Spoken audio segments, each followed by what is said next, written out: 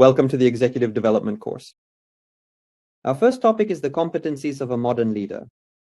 This course has its own website. The course itself consists of 8 intensive sessions where we discuss executive development in detail. For those I haven't met, my name is Mike Pritula. Here are the companies I've worked for. I have been actively involved in leadership development in gaming, Preply, and ID. In some cases, I led the courses myself, and in others, I brought in external resources. But my task was to actively develop leaders in these 3 companies. In my work, I rely on the best global practices. I would also appreciate if you could share your position, city, and company. This way, we will get to know each other virtually. I will also tell you about the homework assignments. This course, like all our courses, includes homework assignments. Completing them with a grade of 4 or 5 allows you to receive our diploma. Today is our first session, and we will discuss current research on what a leader needs, analyze the relevant competencies of a leader, discuss development formats, and talk about what leaders have been developing and in which direction over the last 40 years, and how to transform it. Here we will talk about Ken Blanchard. That is our plan for today. There is a lot of information, so let us not drag this out and get started. So, not all executives in a company know how to lead, and there are several reasons for this. Why do not they know how to lead? Sometimes companies have a low average age of managers because they are representatives of modern professions. The profession is young, so there are no experienced representatives, and consequently, the leaders are young and lack life experience. The second reason has existed for a long time, and companies still face it today. Often, people are made leaders not because they are best suited to be leaders, but because they were excellent experts. In other words, the person was great at something specific. Well, since you are good at this, let us make you a manager. Forgetting that to lead, you need leadership competencies. Next.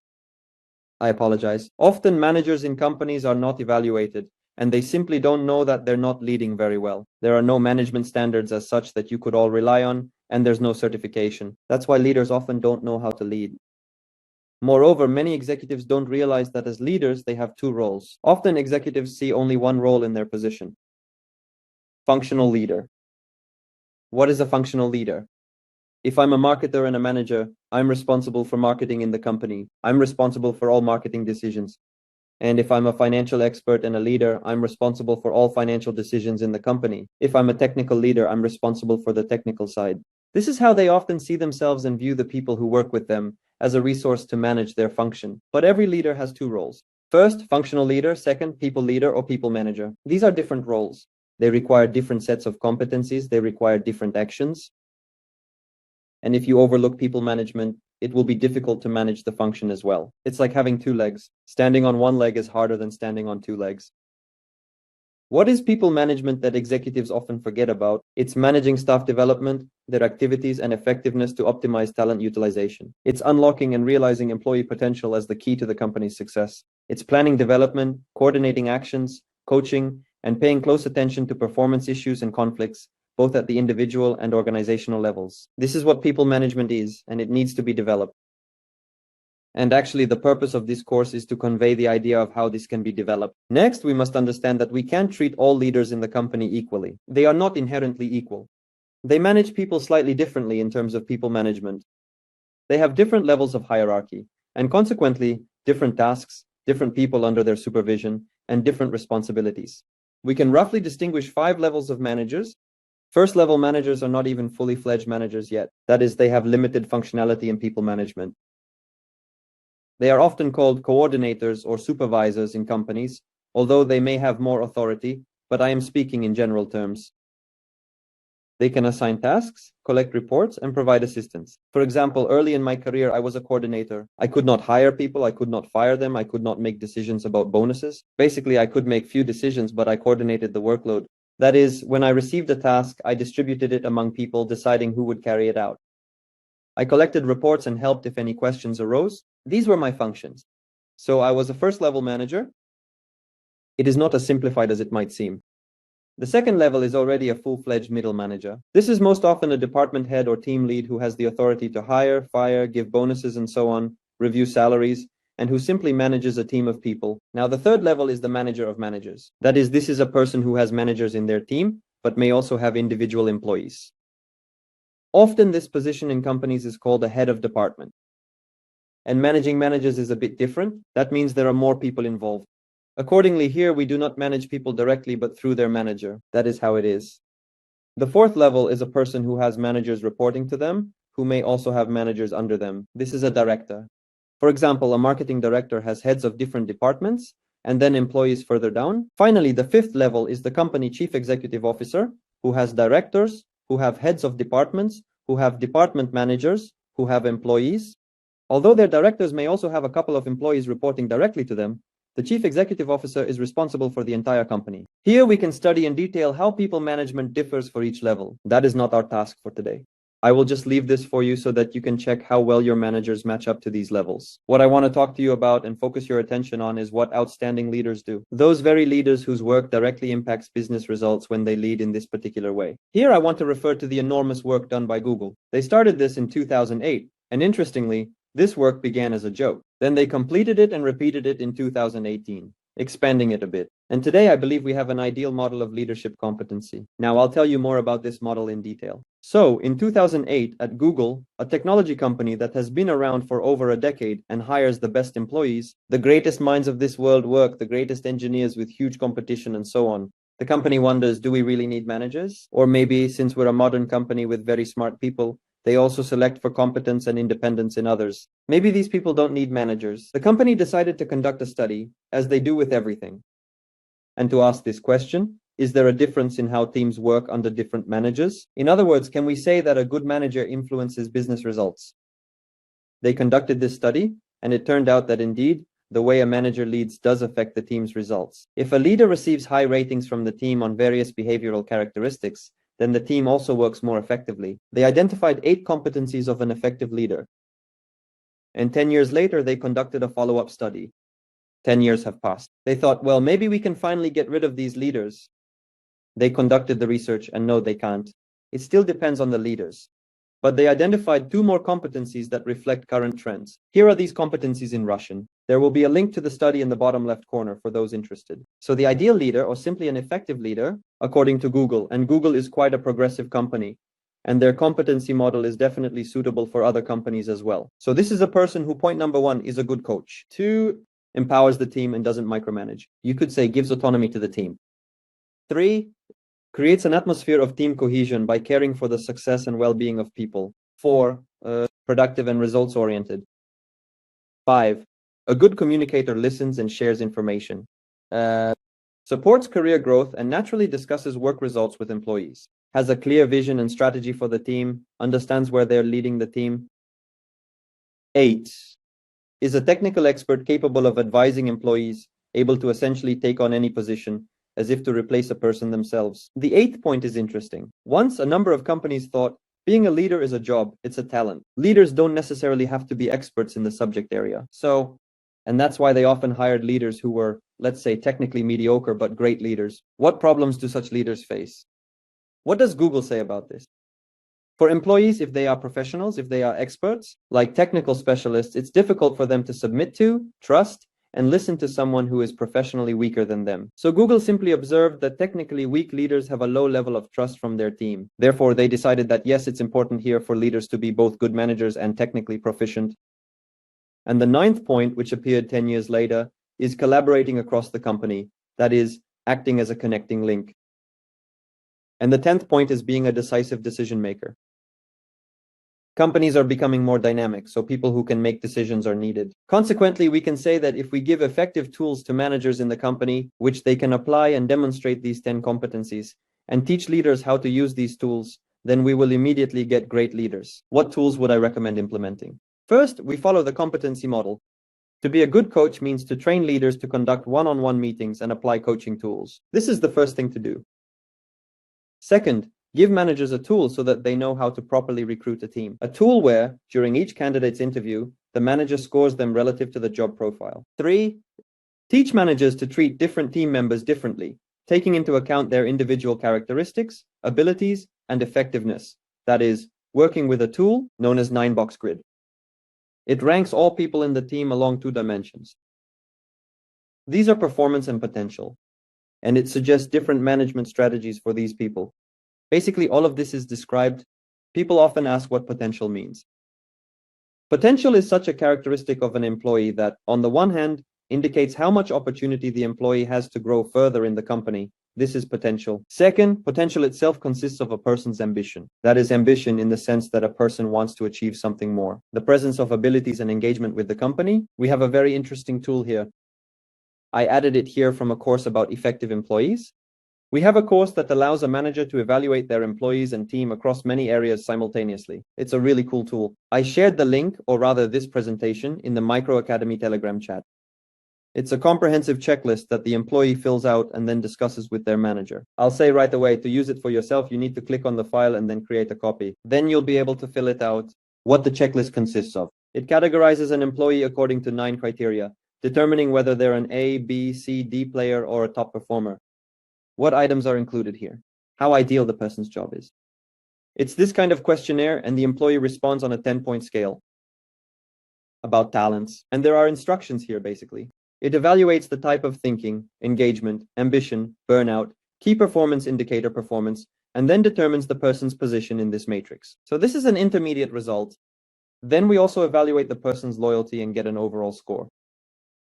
And then it becomes clear to the employee what they need to do to become a top performer in the company. And this is a collaborative tool for both the manager and the employee. It will be added here for you. Let's share it in the Telegram chat right away so we don't forget. Please take this presentation from there. All right, let's move on. So the fourth tool that needs to be given to managers is a tool for working with engagement. In other words, managers should know how to diagnose engagement in the team and how to increase it. There's a questionnaire here. The fifth point is that managers should be able to plan for succession, especially higher level managers when they already have teams in different departments. They can see the big picture and can plan the most critical positions in my team or teams. Who can be an emergency replacement? Who I can move quickly enough? Who could be a future candidate? For example, they're not ready now, but will be ready in the future. And who is a potential candidate, meaning those who should first get here and then there. There can be interesting observations for a manager here, like, wow, I only have one person who can substitute for everyone. How can I replicate them? Or, for example, I don't have any urgent replacements and so many future candidates. How do I move them from here to there? The sixth point is the job profile. You might think a job profile is just some kind of job description, something for human resources to use when signing an employment contract with employees, right? No? A job profile is an extremely serious and powerful tool through which a manager conveys to an employee the meaning, I was about to say, of their entire life, but rather their entire life in the company. In other words, a job profile is something that allows you to, as they say, set the ground rules up front. Because when an employee is hired, the manager says, your task here is blah, blah, blah. These are your goals. But usually, okay, goals can be set. And this, what the manager tells the employee, some task here, the employee will forget it immediately. It's not written down. The employee is still in shock from changing jobs, still adapting. The job profile is a very important document that tells the employee, look, your main goal in this company is this. We expect results from you in these areas. Here are these areas. Here are the indicators, or what we also call key performance indicators. We will measure your results and you can measure your own results. And here's the goal, that is the target level for these indicators. For example, let's say we're hiring a recruiter. Your main goal here is to bring in top performers. What are the key result areas? Filling vacancies on time. Candidates who successfully pass the probation period. What else? Well, probably finding the best of the best. Well, for example, what metrics will we use to measure this? We'll evaluate your performance based on the time it takes to fill a position, the average rating of presented candidates, and the percentage of people who successfully complete their probationary period. What will your targets be? The target for filling a position will be 45 days. The average candidate rating should be 4 points, and 95% of hires should pass their probationary period. For example, like this. Next, using this tool, the manager communicates to the employee what they expect from them, including the level of professionalism they're looking for. Look, here's what you need to know for this position, and it's all laid out here. We might have even hired someone knowing they don't know everything yet. There's no such thing as a perfect person. So it's about what you don't know yet but should know. These are the skills you should have, and this is how you should conduct yourself. So it's an incredibly useful tool. Moving on, since we hire people and people don't always perfectly match the profile. The seventh tool is development plans. This is a tool that allows us to bring our employee as close as possible to the ideal profile for the position. And yes, the development plan is also filled out by the manager. We also need to teach managers how to do this. The eighth point is that managers must be able to set goals, because while we've established goals here, they can change. This means there are ongoing goals, but there can always be some that are more relevant at any given moment. Goals for the position are tied to the company's strategy and current priorities. Therefore, the manager should be able to communicate more efficiently to people what results are expected of them in the near future. Here, I recommend training managers on OKRs, objectives and key results. Ninth point, value proposition. Managers, as we've established, are involved in people management, which is about managing people. Three functions are very important in management. The first function, attracting people. The second function, motivating people so they're driven to work. Because imagine we've attracted A players, but they're only 50% motivated. We're only getting 50% of their potential value. Motivation is about bringing the employee's value up to 100%. And retention, so they don't leave. These are the three most fundamental aspects. I'm not talking about development or other things right now. So people are attracted to a company, motivated, and retained by a unique set and combination of factors, a value proposition in the company that they appreciate.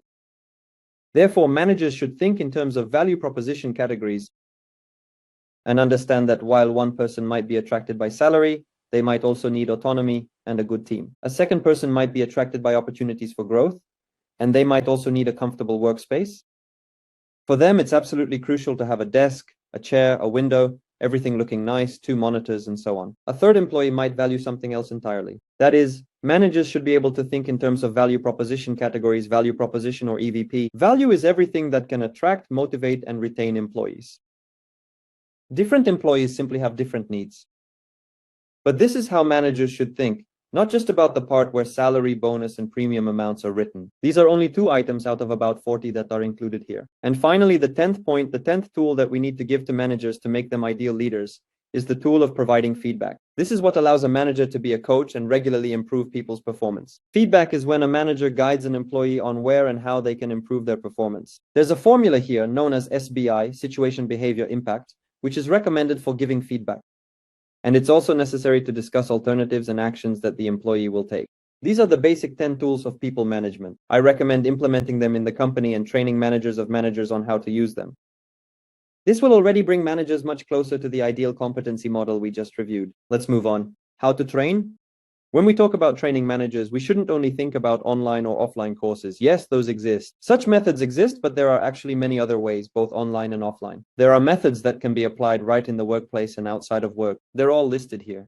Therefore, we need to consider the specifics of the manager, the company's capabilities, the circumstances, and combine methods where possible. That is, when there's a combination of different learning methods, it's usually more effective.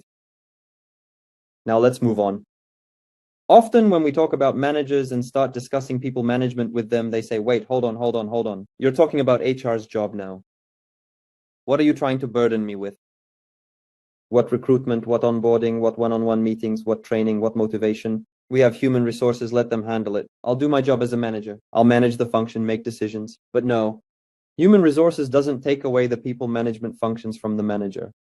Human resources is not someone to whom all of this can be delegated. Human resources is more of a support link that enhances the manager's work, providing certain tools, which can indeed handle some routine tasks, but this doesn't absolve the manager of any responsibilities. Ideally, it's a clear distribution of responsibilities. In this table, there's such an option. We can rephrase it a little differently here. But the idea is that a manager always has specific tasks in all main areas of working with people. So when managers say, listen, why don't you conduct one-on-ones with my employees? Let's have you set goals for them and evaluate results. But that's not right. That would mean human resources is now the manager. In essence, in some companies, this sometimes happens when, for various reasons, the actual managers are unwilling or unable to lead. Then they create a position that's like a manager. That is, 2 managers, for example. One takes on certain issues, the other takes on other issues. Or they appoint a deputy. I mean, I've seen this. The manager handles some strategic issues, some serious stuff, while the deputy works with people. There's even a position in the world called Chief of Staff. By the way, put a plus if you've heard of the Chief of Staff position. Chief of People. For example, I'm watching a television series called what's it called? It's about a designated presidential successor called Designated Survivor in English, but I don't remember the Russian title. And it shows that in the White House, there's a chief of staff who's in charge of people while the president deals with, well, those functions. Well, no one put a plus. Yes, it's more of an exception when there's such a person, but this is not human resources. That is, it's also a manager who takes on managerial functions. Originally, the chief of staff role came from the military. Well, in fact, a lot of management concepts came from there. Nevertheless, let's move on. Why do we need to develop managers? Let's look at examples of a leadership development program that I put together for one of the companies. Next, I'll show the slides in the form I presented them to managers and executives, so that you have a general understanding of the logic. So the first slide, with this slide, I showed the managers their tasks. There's a model here that describes the main areas: buy, borrow, grow, promote, outplace, retain, and it describes exactly what should happen. Next, to convey all the nuances and ideas of a manager's role to the leaders, I came up with this pyramid model, because a manager's role is not just about tools or knowledge, it's much deeper than that. This is the pyramid that resulted. What did it include? I'll share it with you. At the foundation of this pyramid are ambitions. I believe, and this is supported by many studies, that a good leader is a person with ambitions, someone who wants to achieve something, who has some unrealized goals and plans. Furthermore, a leader should be a role model for values. When company values are defined, the leader should exemplify them. Next, it's important for a leader to possess the right talents.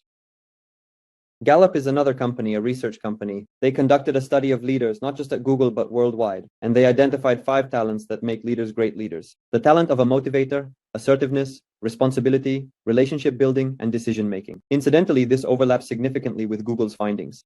So, according to the study, only 1 in 10 leaders possesses all 5 talents, and another 2 out of 10 have several talents, and through training, they can be brought up to the same level as that 1 in 10. The rest, unfortunately, don't have these talents. They need to try much harder. Next is expertise. In our company, it was also important for a leader to be an expert. Here is a description of what expertise means.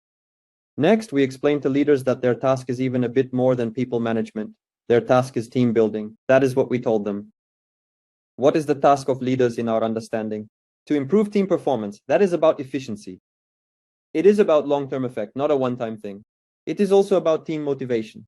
And we said that a leader's strength is the strength of the weakest team member, so that leaders understand their role. Next, leadership style. This is what leaders must be able to do to manage different employees at various stages of their development within the team. Here, for example, it could be either Goldman's model or Blanchard's model. The idea is that sometimes you need to be in an authoritarian mode, and sometimes in a more democratic one. Management tools. This is an example of the 10 tools we have discussed today. The only thing is we had a much larger expanded version. Plus, we added digital skills here due to the specifics of the company for which the program was developed. So for them, it was about understanding their industry and the ability to engage in building automation optimization processes. This was also related to this industry. In another industry, these would be different industry-specific competencies. Now, how did we develop the leader? What was the development program? So we immediately communicated that leadership is a job. It is a path you need to choose and stay on, and you need to understand that it is for the long term. It is about mutual investment, and this is what will allow the company to achieve its goals. For each level, I outlined a development program. For ambitions, I selected activities that can expand ambitions and make people want more. Working with a coach, a trip to Silicon Valley, some really cool training. Next, values. Here, simply put, for leaders to align with company values, you need to teach this and set goals for them to demonstrate such behavior. Talent here is nothing but testing and regular work on what you lack. Expertise is about educating yourself and then educating others, in parallel with the fact that at a certain level, you develop only by teaching others. For style, it's an assessment of current styles, training, and regular evaluation of style. Tools are mini trainings on each management tool, how to use them with homework assignments to apply later in work. Digital skills here is also a set of trainings in this area. That's pretty much it. What else is important? We often encountered this in gaming. We realized in gaming that leaders have very different approaches to how they lead and very, very different levels of leadership skills. But we noticed that there was, very little or weak interest in personal development from their side. In other words, they either don't think they need to develop or don't want to. To show them that development is necessary, we conducted an assessment. We tested it on a small team and then rolled it out to the entire company. Assessing leaders helps convey to people that they have room for learning and improvement. Interestingly, when Google considered leadership development and also conducted an assessment, the company's HR director was surprised to find out that his personal assessment as a leader was far from perfect. You'd think he should have known and demonstrated a lot of things. He eventually perfected it, but at first it was quite a shock for him. How does a company like Google, for example, evaluate its leaders? There are basically 2 options here. The first option is conducting an assessment center. These assessment centers were conducted in gamification. It's cool, but it's time-consuming and relatively expensive. The second option is questionnaires. Questionnaires are cheap and quick. They might be slightly less accurate than an assessment center. Questionnaires are when employees evaluate their manager on specific points, which are part of the competency model. Plus, they give advice to the manager on what they should continue doing and what they should change. That's what this questionnaire is like. An example of this questionnaire will be available to you via the link here. Now, let's talk about Blanchard. Ken Blanchard. If you've heard of this author, put a plus sign. Some people also say Ken Blanchard. He's been publishing books on management for over 40 years now. His latest book is called The 1 Minute Manager. It's a huge organization today. They're involved in training leaders worldwide. And accordingly, this organization constantly updates its leadership model. What does Ken Blanchard say? He says that in every leader's work, you can identify 20% of activities that affect 80% of the team the leader manages. These 20% of activities include the 1 minute goal, 1 minute praise, and 1 minute correction. What is a 1 minute goal? It's when a leader, why is it called 1 minute? The idea is that it takes 1 minute for each of these points for a leader during the week. A leader should be able to quickly discuss goals with employees and set goals, of course. That is, goal setting is absolutely the sacred duty of any leader. Blanchard recommends setting 3 to 5 goals and always using the SMART criteria. Praise is when a leader finds something to commend a person for. Even when it seems there's nothing to praise, he recommends that leaders catch people doing something good and say, "Oh, that's good," because it strongly motivates people to continue doing good things. Moreover, he says it should be immediate and specific, meaning you shouldn't wait or postpone, but do it right away. And the 1 minute correction was initially called the 1 minute reprimand by Blanchard. Then he said, no, reprimands are a thing of the past. It doesn't work now, it's bad, people don't respond well to it. Let's call it a correction. What does this include? If a person does something wrong, the leader makes a correction. How does he do it? He first makes sure that the employee understands the goal. If the goal is unclear, he first communicates the goal and doesn't make the correction. If the goal was clear, you need to tell the employee what was done wrong, express your feelings about it, pause for a moment, and then say that despite this, the leader still values the employee and believes they're doing important work. And according to Blanchard, this helps people make fewer such mistakes. And the fourth secret, which was also recently added, is the 1 minute apology. Ken Blanchard says that real leaders are not always right, and they know how to admit their mistakes. That is, they know how to apologize to employees, and this increases employees' trust in their leaders. For example, when you do something wrong, here's an example of how you can make amends. Apologize. Now, homework for those who are already in the course with us. For those who aren't yet, come join us, it'll be fun. Option number 1 is to conduct a leadership assessment using Google's questionnaire. An example was provided here, and prepare an action plan. Option number 2 is to evaluate 10 to 15 leaders across 5 levels of management. Discuss with the leaders the 10 tools that were covered, find out which ones they knew and applied, which ones they didn't, and determine what format of development would be most suitable. From the options suggested, offline, online, at work, outside of work, and write it down. These are the homework options. You can choose one of them. As for books, since we mentioned Ken Blanchard today, you might want to read his work. And with that, we conclude topic number 1 here. Next, we'll discuss how to train leaders in strategy and performance management. This will be covered in the next session. If you have any questions about the first session, feel free to write them down. If there are no questions, write down what was most valuable for you today. What are you taking away? What are you leaving with? There you go. If it's a useful set of tools, yes, thank you, Stanislav. If there are no questions in the comments so far, then I wish everyone a wonderful evening. Thank you to everyone who watched online. I'll be glad to see you in the course, and until next time. Bye-bye.